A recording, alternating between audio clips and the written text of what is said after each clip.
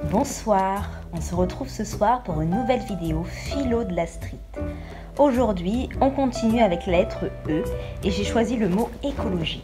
Alors installez-vous bien confortablement, ouvrez grand vos oreilles, votre esprit et votre cœur. Nous allons voir ensemble dans cette vidéo, suivre le cours de mes pensées par rapport à l'écologie.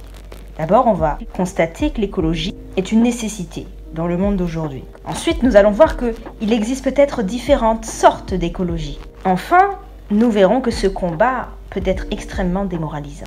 Alors, le dictionnaire définit l'écologie comme l'étude des milieux où vivent les êtres vivants ainsi que les rapports de ces êtres avec le milieu. Donc ça, c'est la définition scientifique. Mais il y a aussi la définition plus doctrinale qui dit que l'écologie, c'est une doctrine visant à un meilleur équilibre entre l'homme et son environnement naturel, ainsi qu'à la protection de ce dernier.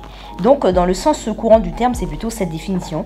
Quand on parle d'écologie, on pense protection de l'environnement, protection de la planète, protection de la nature, des êtres vivants. L'écologie aujourd'hui, dans le monde dans lequel nous vivons, c'est fondamental. C'est un des combats nécessaires qui vraiment s'ancre dans une réalité et qui vraiment est de plus en plus vital, fondamental. C'est vrai que moi, à l'époque où j'ai grandi, l'écologie c'était un mouvement. Voilà, on avait le mouvement des Verts, le mouvement des écolos. C'était un petit peu, je les voyais comme une sorte d'utopiste, de personnes. Aimons la nature, aimons les animaux, ah ah ah ah. Mais sans prendre très au sérieux en fait le combat qu'ils menaient. C'est-à-dire que les mouvements écologistes, je trouve, ont cette image très édulcorée, très enfantine, un petit peu les lutins, les Verts. Bon, rien que le nom les Verts, je trouve ça un peu... Bon, je ne me serais pas appelée comme ça. Donc les Verts, ça fait tout de suite gnangnan, niais, utopiste. C'est un petit peu les bons samaritains, mais qu'on ne prend pas trop au sérieux, qui ne vont pas résoudre les vrais problèmes du pays.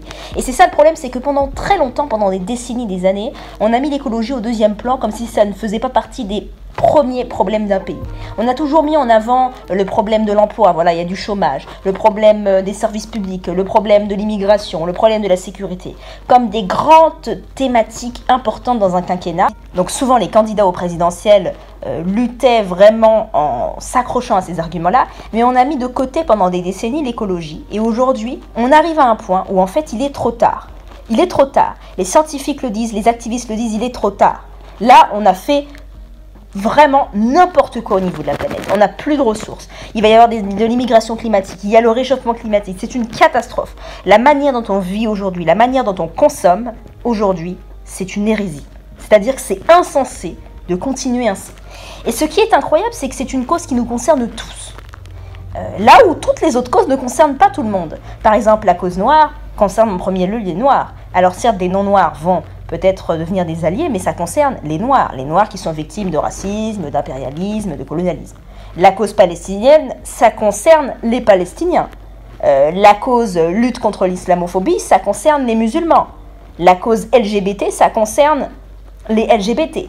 Mais là, l'écologie, ça ne concerne pas les animaux, ça ne concerne pas les humains, ça concerne la planète tout entière. Donc nous tous, que nous soyons noirs, blancs, arabes, homosexuels, que nous soyons de droite, de gauche, peu importe. Et pourtant, c'est un combat qui a été mis de côté par les personnes de gauche, par les personnes de droite, par les personnes d'extrême gauche et par les personnes d'extrême droite. Et c'est ça qui est incroyable. C'est-à-dire qu'on a tous fait collectivement une sorte de déni par rapport à ce sujet. Pourtant, l'écologie devrait être le premier combat de tous parce que tous les autres combats ne peuvent pas se mener si la planète n'est plus viable. C'est-à-dire qu'en fait, la protection de l'environnement, c'est une condition sine qua non pour que nous puissions lutter pour d'autres droits, pour d'autres problématiques, d'autres causes. Et ça, c'est un problème, c'est qu'on a nié cette prédominance de la planète pendant des années. On a vu ça comme un combat lointain. C'est-à-dire qu'il y a aussi le côté temporel, le temps qui passe. On a l'impression que la Terre va exploser, mais ce sera dans très longtemps, on ne sera plus là pour le voir. Il n'y aura plus de ressources, oui, mais ce sera dans très longtemps, on n'aura plus le temps pour le voir. Il y aura des immigrés climatiques, mais qu'est-ce que vous racontez? Ce sera dans très longtemps, on sera plus là pour le voir. C'est-à-dire qu'on a ce côté déni où on se dit, cela ne nous concernera pas. Mais on oublie qu'on a des enfants qui vivront cela et qu'on aura des enfants qui auront eux-mêmes des enfants, etc. Donc en fait, on est dans une vision purement individualiste et égoïste où on pense à notre vécu propre, notre vie sur Terre, qui va durer peut-être 40, 50, 60, 70 ans, 80 ans, 90 ans pour les plus chanceux. Quoique, est-ce vraiment une chance de vivre aussi longtemps, hein, je ne sais pas. Mais on reste cantonné à notre échelle temporelle, en partant du principe que l'homme est mortel, nous allons mourir, donc je ne m'intéresse qu'à ce qui va se passer sur ma période de présence sur Terre. Aujourd'hui, je pense qu'on se prend toutes les retombées de l'inaction passée. Toutes ces omissions d'agir, aujourd'hui on se les prend en pleine tête. C'est de la faute des États, oui, mais c'est de la faute des citoyens aussi, puisque les citoyens n'ont peut-être pas assez montré cette volonté d'agir pour l'environnement. C'est resté l'apanage de certains activistes et militants qui sont très engagés sur cette cause. Mais la population, de façon générale, ne s'est remise en question qu'assez tardivement.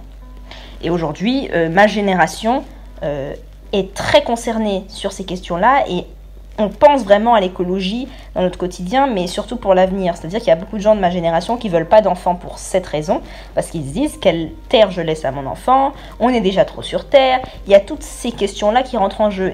L'autre problème qu'on a vis-à-vis de l'écologie, c'est qu'on a différents types de courants écologistes, mais qu'il y a quand même une certaine hypocrisie dans certains courants, c'est que ce sont des courants pensés par les Occidentaux pour les Occidentaux, et ce sont ces Occidentaux qui vont commencer à dicter les règles à respecter pour pouvoir protéger l'environnement.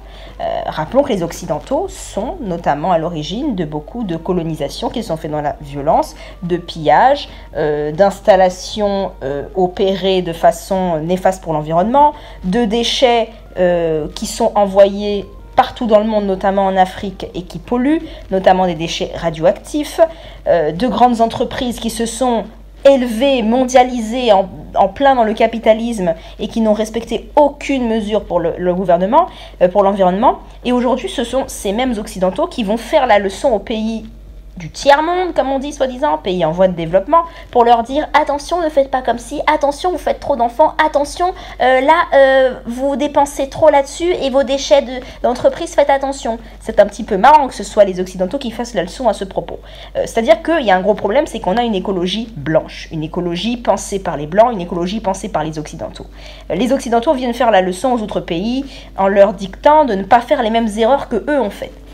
D'accord, on pourrait se dire oui, mais c'est parce qu'ils sont passés par là, et donc ils essayent de montrer la bonne voie à suivre. Sauf que, on oublie de dire que les Occidentaux ont fondé leur richesse, ont fondé leur puissance sur ces méthodes néfastes pour l'environnement, et c'est assez injuste de demander aux pays en voie de développement, entre guillemets, eh bien, de ne pas utiliser ces méthodes, qui sont très efficaces pour se hisser en haut du capitalisme, pour respecter l'environnement. Il y a quand même un droit au développement. Ils ont le droit, ces pays-là aussi, de faire le même bazar, le même foutoir pour se hisser en haut du capitalisme en soi. Mais on va leur en empêcher, on va leur en dissuader pour penser à l'environnement, l'excuse de l'environnement. Ça, c'est un vrai problème parce qu'effectivement, il faut protéger la planète et je suis d'accord, il faut que tous les pays fassent un effort, mais en même temps, c'est assez hypocrite de demander un effort incroyable, très important à ces pays soi-disant en voie de développement, là où les Occidentaux, eux, ont bien profité des méthodes extrêmement néfastes pour l'environnement, mais très lucratives. On en reparlera plus profondément sur des vidéos plus détaillées, mais là, on est juste en train d'étayer mes pensées du soir. Enfin, l'écologie, c'est aussi un combat extrêmement démoralisant. Je trouve que de tous les combats, c'est un des combats vraiment... Pouf! Je trouve que c'est horrible comme combat. C'est pour ça que je suis d'ailleurs dans aucune association écologiste, que je ne suis pas plus engagée que ça. Je suis sympathisante, j'essaie de faire attention à mon échelle, mais je ne suis pas une militante de plein terrain parce que je trouve que c'est une cause qui joue beaucoup trop sur mon mental.